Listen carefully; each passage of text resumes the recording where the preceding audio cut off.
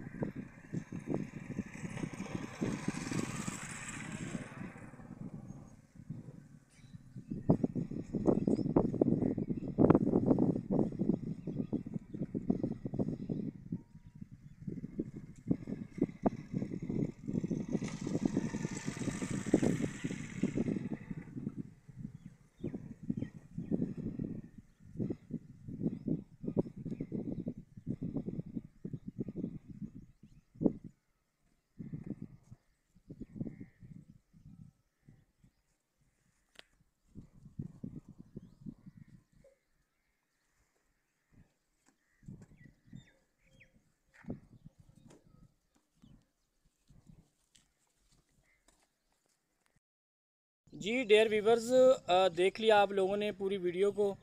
इसके अंदर कितना बेहतरीन किस्म का जो है पैगाम है।